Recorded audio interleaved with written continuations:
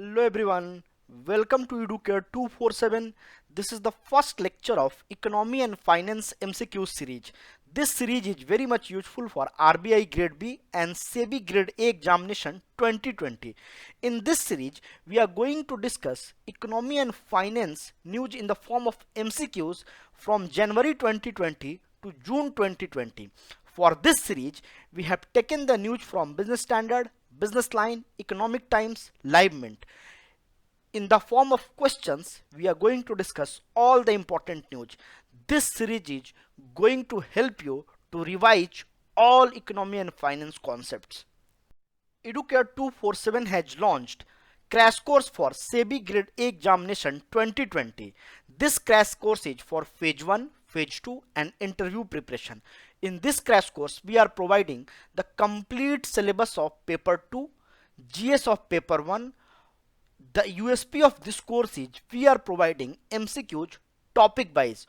Almost 5000 plus MCQs will be provided. Our content are very crisp and concise. Live doubt session will be provided and important concepts will be covered in the form of video. Right now we are running a discount. You can use the coupon code SEBI to get the discount of 1500 rupees. So you will get this course in 1499. This is the best offer you can get. You can visit our website educate247.com and subscribe to the course. The first question is, which of the following Department of Finance Ministry chaired the task force on National Infrastructure Pipeline for 2019-2025? The answer is Department of Expenditure. The background for this question is, Prime Minister in his Independence Day speech of 2019 said that India is going to invest rupees 100 lakh crore on infrastructure project in next 5 years. After that, a task force was constituted and Department of Expenditure chaired the task force. His secretary was the chairman of this task force, and recently they have submitted the report to the finance ministry, and finance minister Nirmala Sitharaman released the report on National Infrastructure Pipeline Task Force, and the report has covered the timeline of 2019-2025. So this is very important.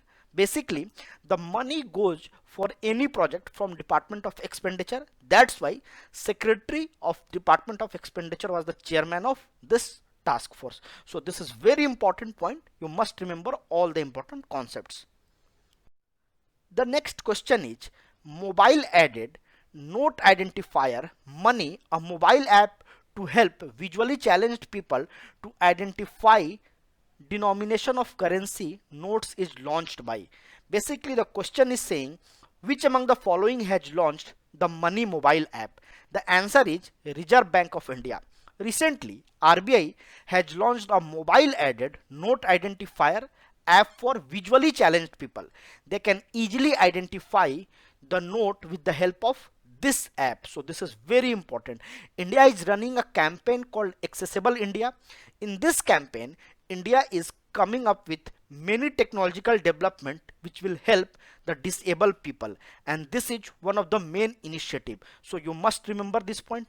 This app is available on Play Store and it is available on Android and iOS both, and it is available in Hindi and English. So this is very important. Camera will be needed for this app because camera will scan the note and it will tell what is the amount of the note to the disabled people. So you must remember this important point. The next question is, which of the following department implemented Ujala and SLNP program? The answer is Energy Efficiency Service Limited. Recently, Unnat Jyoti by Affordable LEDs Ujala and Street Lighting National Program completed 5 years, and this program are very successful. Street Lighting National Program is the world's largest street lighting replacement program. So you can see the gravity of this program. And Unnat Jyoti Affordable for All Ujala scheme is the world's largest domestic lighting project. These programs are implemented by Energy Efficiency Service Limited, and it is a joint venture of Ministry of Power. So this is very important. You must remember this point. So far 1.03 crore smart LED street lighting have been installed under this program, and it has saved 6.97 billion kilowatt. So you can see how important this program is.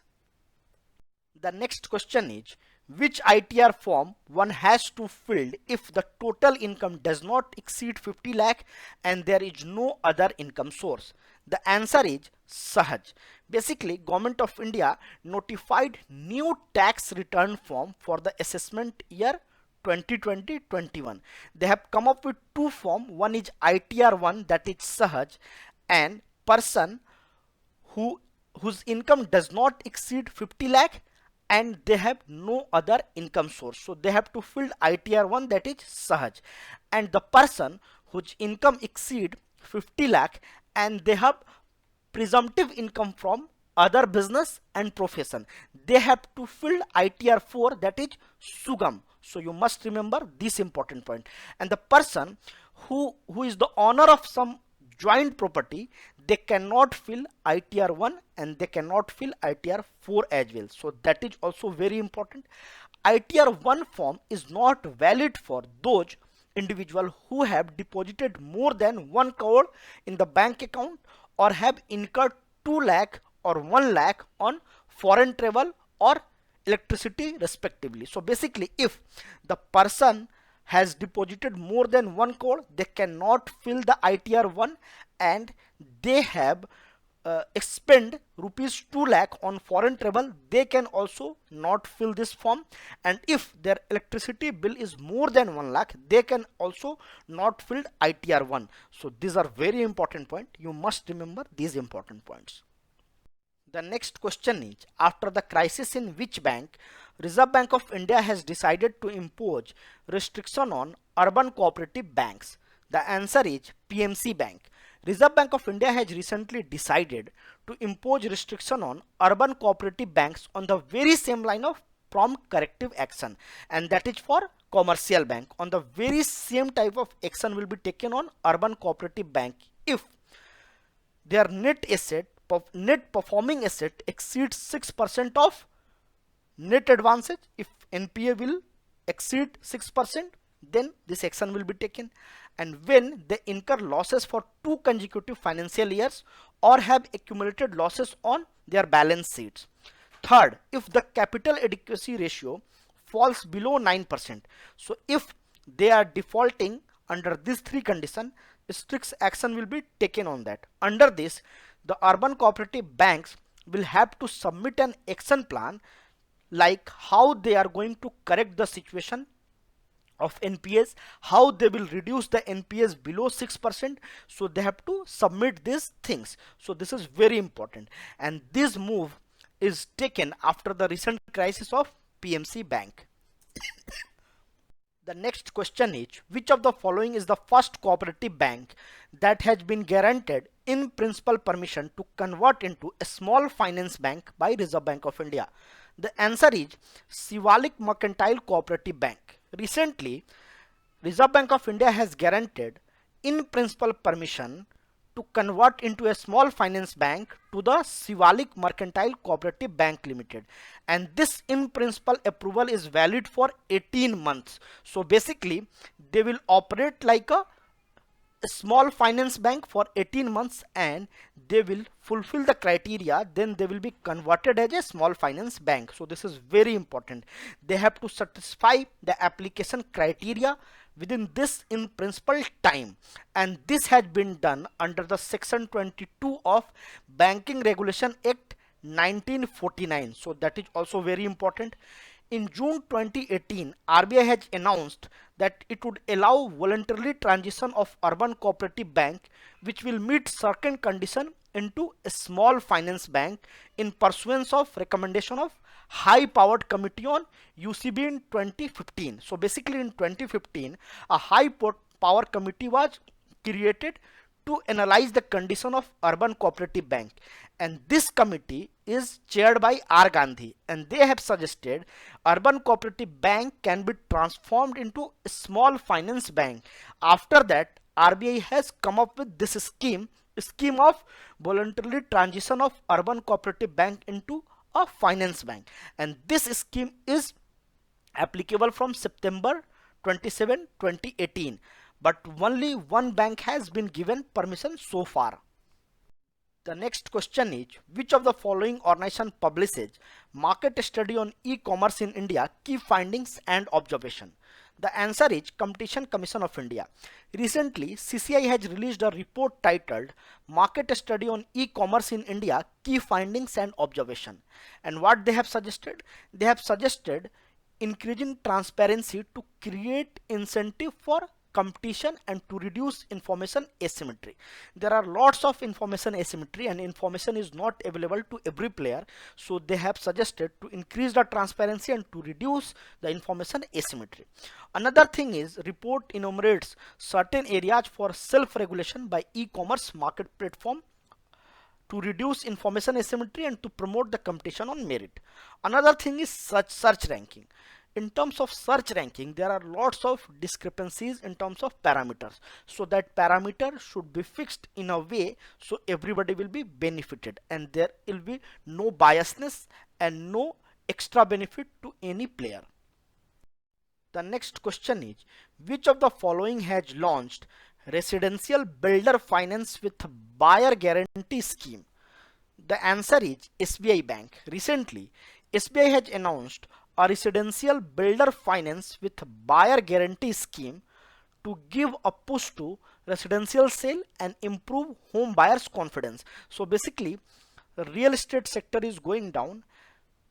To give a boost to this sector, SBI has come up with this kind of scheme, and this scheme will guarantee for the completion of selected residential project to the customer who have availed loan from SBI. So basically, if people are taking home loan from the SBI, SBI will guarantee the project, and initially this project will be the cost up to 2.50 crore and it will be available in 10 cities. So that is also very important. The project will be given certain certificate by SBI.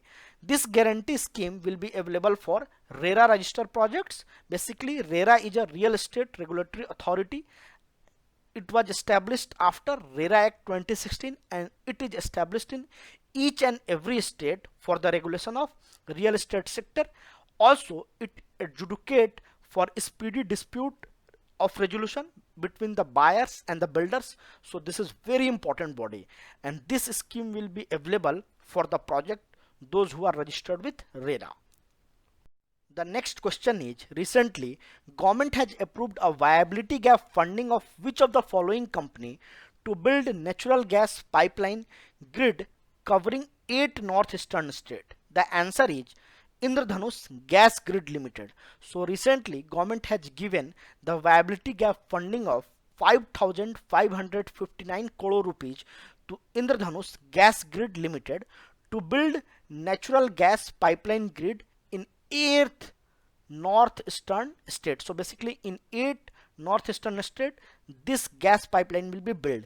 The overall length of this project will be 1656 kilometer and it will connect Guwahati to different major cities like Itanagar, Dimapur, Kohima, Imphal, Aizawl and Agartala. Basically, this project is very critical for hydrocarbon vision 2030 for northeast. Government of India has a hydrocarbon vision of 2030 for the northeastern state, and this project is very crucial for that. Basically, Indradhanush Gas Grid Limited is a joint venture company of 5 PSUs, and that those are central PSUs: IOCL, ONGC, GAIL, OIL, NRL. So these are very important PSUs and they are administrating this very important project. The next question is, the Union Cabinet has recently given its approval for ratification of Migration and Mobility Partnership Agreement between India and which of the following country? The answer is France. Union Cabinet has given its approval for ratification of Migration and Mobility Partnership Agreement between India and France, and this agreement was signed in March 2018 during French President visit to India, and this agreement will be valid for 7 years. It incorporates the provision of automatic renewal and monitoring mechanism through a joint working committee. It is a major milestone in enhancing people-to-people connect, fostering mobility of students, academics, researchers, skilled professional, and strengthening cooperation on issues related to irregular migration and human trafficking between the two sides. So this is very important agreement with France. Hope you have enjoyed the video. If you have enjoyed the video, like, share and comment and subscribe to Educare 247. Thank you and happy learning.